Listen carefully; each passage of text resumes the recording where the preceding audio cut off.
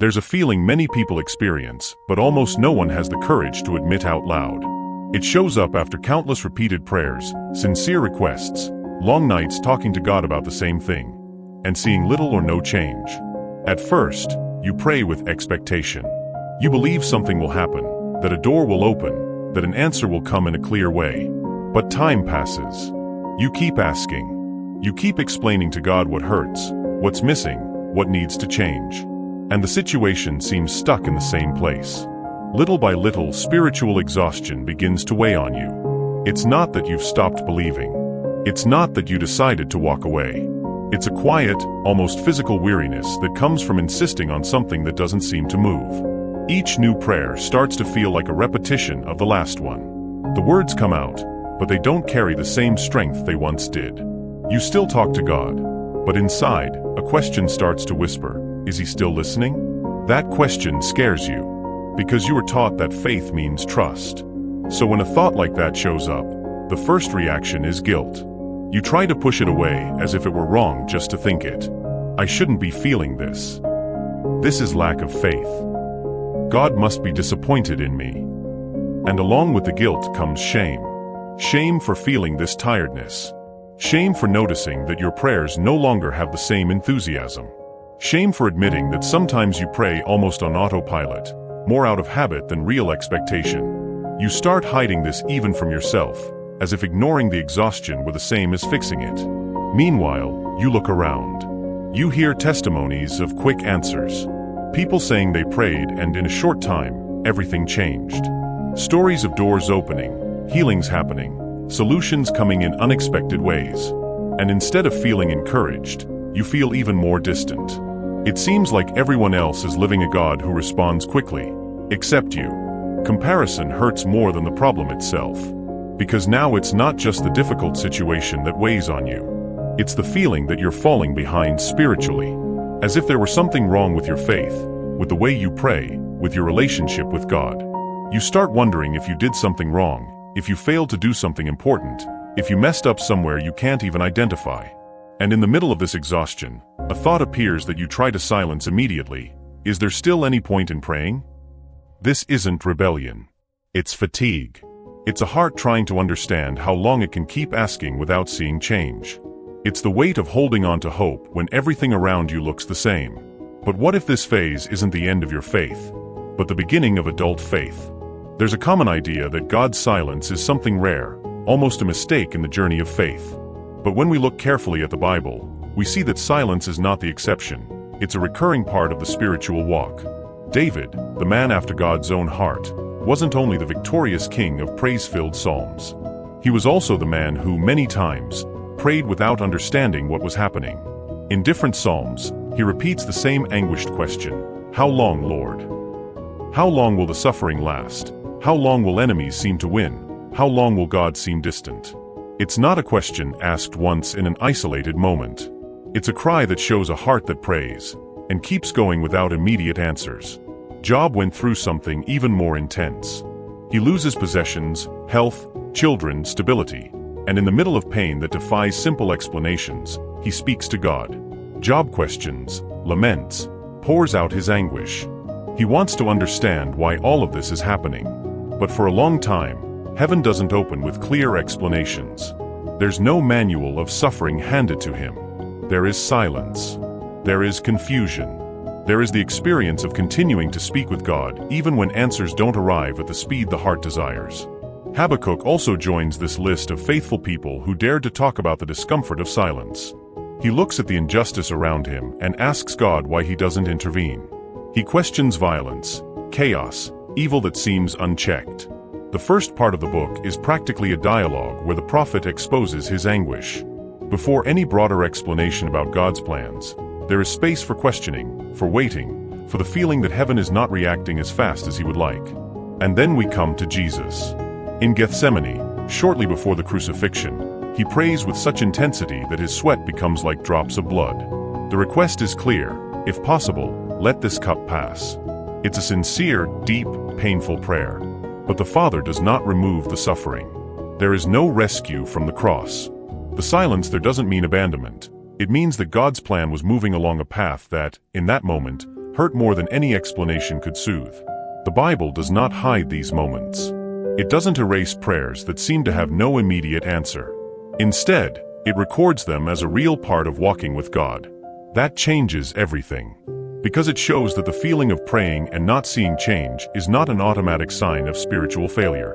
It's something men and women of faith have lived through before. Silence, as uncomfortable as it is not a meaningless void. It's a space where faith matures far from applause and quick solutions. The absence of an answer is not the absence of God. There's a subtle error that completely distorts how many people see prayer, the idea that prayer is a transaction. Like an informal deal, I ask in faith, I do my spiritual part, I try hard, and God responds by fixing the problem. Without realizing it, prayer becomes a tool to achieve results. In this logic, faith starts working almost like a cause and effect system. If I pray the right way, if I believe enough, if I don't doubt, then things should change. Healing comes, the door opens, the situation resolves. And when none of that happens, the conclusion feels inevitable: my prayer failed. Or worse, I failed. The problem is that this view turns prayer into bargaining, and God into a means to reach personal ends. The focus shifts from His presence to what He can deliver. Without noticing, we start measuring the effectiveness of prayer by visible results, as if the proof that God heard must be an immediate external change. But prayer, in its biblical essence, is not negotiation. It's relationship. And every real relationship continues to exist even when there are no quick answers, instant solutions, or emotionally intense conversations. Think about any deep bond in real life. There are days of silence. Days when the other person doesn't know what to say. Days when the presence is quiet, but still real. The relationship doesn't stop existing just because there wasn't an immediate response in the expected way. When we bring this into prayer, everything shifts. Prayer stops being just talking to get something and becomes remaining with someone. It's about continuing to return to God's presence, not because the situation has already changed, but because He is still God even when the circumstance stays the same. This demands a hard transition, leaving the logic of reward and entering the logic of trust. In the logic of reward, I draw near expecting visible return. In the logic of trust, I draw near because I trust who God is, even when I don't understand what He is doing. This is where faith matures. Gradually, prayer stops being centered on results and becomes centered on presence.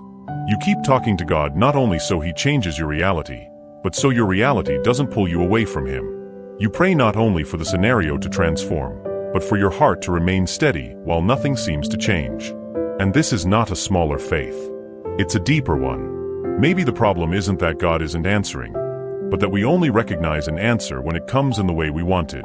There is something almost no one notices when going through a long season of prayer without visible change. Not all of God's work happens on the surface. While you look at the circumstance and think nothing is happening, there may be a deep process being built where your eyes cannot reach. We tend to evaluate God's action by external scenarios. If the door opened, God acted. If the problem shrank, He answered. If the pain passed, the prayer worked. But the Bible repeatedly shows that God is far more interested in the root than only in the branches. Circumstances matter, but character is eternal. Situations change, a formed heart remains. When nothing changes around you, something may be taking shape inside you: perseverance. And perseverance is not born in quick answers, but in quiet continuity. It's easy to trust when the answer comes fast. Hard is continuing to trust when days go by and everything looks the same. Yet this is exactly the ground where faith builds muscle. Alongside perseverance, another invisible work is formed: deep trust in God's character. At the beginning of the journey, trust is often linked to what He does. Over time, it must mature into who He is. That means learning to rest not in evidence, but in God's identity, good, wise, present, even when the evidence seems absent. This kind of faith doesn't depend on constant signs to keep existing. It learns to stay. Stay when emotion fades. Stay when excitement ends. Stay when prayer seems to echo back. Remaining without emotional stimulation is one of the strongest marks of spiritual maturity. Silence, then, stops being seen only as frustration and also becomes a tool. Not because it's comfortable, but because it forms you. In silence, motivation is purified. Little by little, You stop seeking God only for what you feel and start seeking Him for who He is. Faith becomes less attached to emotional highs and more connected to constancy. God is not forming emotional dependence, that constant need to feel something strong to believe He is near. He is forming spiritual steadiness, the ability to remain, to continue, to trust even on dry ground. That creates depth. Roots that grow downward before any fruit appears upward. What looks like stagnation may be foundation. What looks like delay may be preparation. What looks like unanswered prayer may be a deeper work than you would have asked for if you knew everything God is shaping. God's silence is not rejection, it's depth. If this message is putting words to something you've been living but never knew how to explain, subscribe to the channel. Here we talk about real faith, not just the beautiful emotional moments, but the faith that stays when no one sees, when nothing seems to move, when the feeling is gone but the decision to remain is still alive. Because there comes a moment in the spiritual walk when prayer changes its nature. At first, it's full of emotion, expectation, and a sense of closeness. You pray and feel something. You pray and get emotional. You pray and walk away lighter. But over time, many people enter a different phase, a phase where praying no longer brings the same sensations. And this is where many get scared, because they interpret the lack of emotion as lack of faith. But this may be exactly the point where faith is maturing. Praying even without desire requires more depth than praying driven by emotion. Praying when there is no energy, when the heart is tired and the mind full of doubts, is not a sign of spiritual failure, it's a sign of remaining. Faith stops being fueled by impulse and starts being sustained by decision. You don't pray because you feel, you pray because you choose to continue. That changes everything. Prayer stops being an experience you have and becomes a place where you remain. It's no longer about having a powerful spiritual moment, but about not walking away. It's not performance, not emotional intensity, not the search for beautiful words or deep feelings. It's simply staying. Staying before God when you have nothing impressive to say. Staying when everything feels repetitive. Staying even when it seems like nothing is happening. This is the faith that remains standing in the dark. And the dark is scary because it removes your references. Without strong emotions, without visible answers, without that clear sense of comfort, the mind starts concluding, I'm far from God. But spiritual distance is not measured by what you feel. Many times, you are closer than you imagine. You're just learning to walk without constant emotional support. It's like someone learning to walk without holding onto anything. At first, support is necessary, visible security. Later, the supports are removed not to abandon, but to strengthen. The absence of emotional support is not divine abandonment, it's the growth of inner stability. In this phase, prayer is redefined. It stops being a way to feel something and becomes an act of faithfulness. You pray not to produce an experience, but to maintain a relationship. And real relationships don't survive only on intense moments. They survive on constancy, including silent days. This is where faith stops being childish and becomes solid.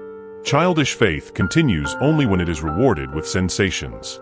Solid faith remains because it has decided to trust God's character, not its own emotional thermometer. Maybe your prayers are not coming back empty. Maybe they are holding you together, even when you don't realize it.